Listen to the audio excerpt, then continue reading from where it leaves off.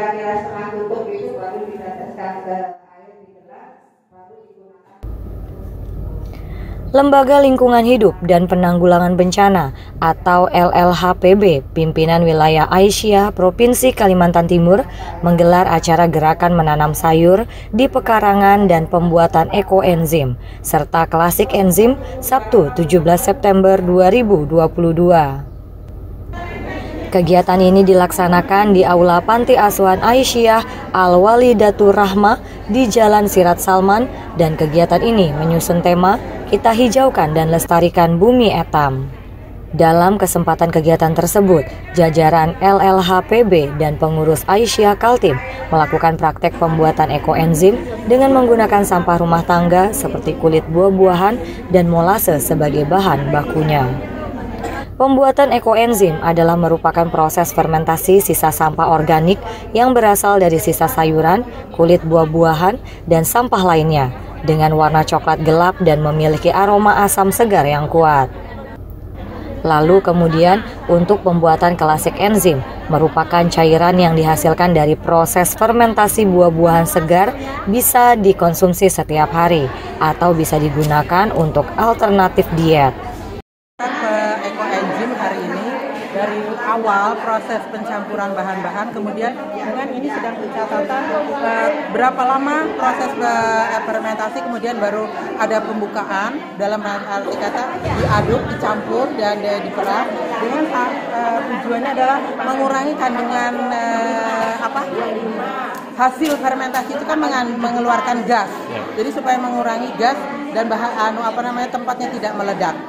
Jadi ada fasenya, masa pengadukannya. Demikian disampaikan oleh Sekretaris LLHPB Aisyah Kaltim saat usai melakukan praktek pembuatan ekoenzim dan klasik enzim di acara tersebut.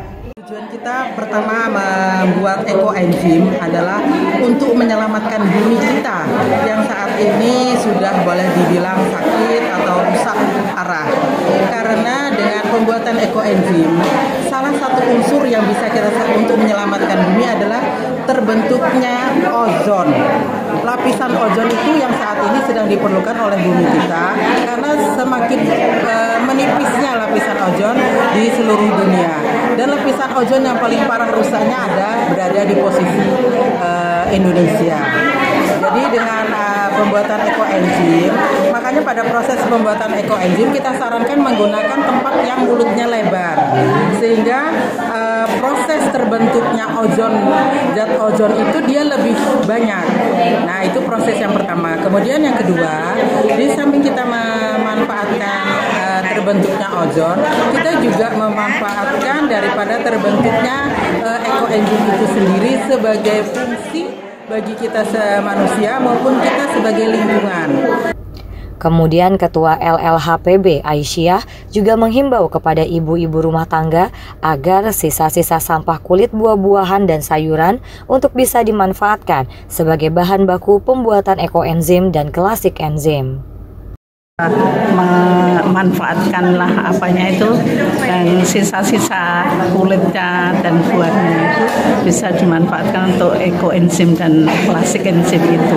Diharapkan ibu-ibu bisa membuat semua, dipraktekkan semua di minimal rumah tangganya masing-masing dan bisa mengajak dengan tetangga atau teman-temannya. Gitu aja harapannya. Sementara keterangan Ketua Pengurus Wilayah Aisyah Kalimantan Timur, ia juga berharap agar perkarangan rumah bisa ditanami sayur-sayuran. Untuk pembuatan ekoenzim dan juga pemberian bibit ini merupakan salah satu program dari Aisyah. Jadi Aisyah Pusat juga sudah memberikan program seperti ini.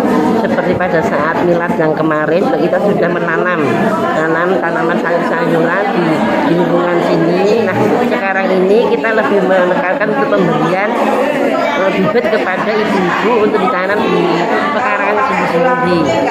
Sehingga dengan adanya ekoenzim ini juga bagaimana supaya ibu-ibu itu dapat memanfaatkan bahan-bahan yang sudah dipakai bahan-bahan sampah yang tidak terpakai untuk membuat bahan seperti ini, dalam artian bagaimana ibu-ibu dapat berbuat lebih baik untuk lingkungan kita, karena Aisyah juga mempunyai program untuk bersih lingkungan juga. Dari Aula Panti Asuhan Aisyah Al-Walidatur Rahmah, kegiatan gerakan menanam sayur di pekarangan dan pembuatan ekoenzim serta klasik enzim, tim GA TV, Akbar melaporkan.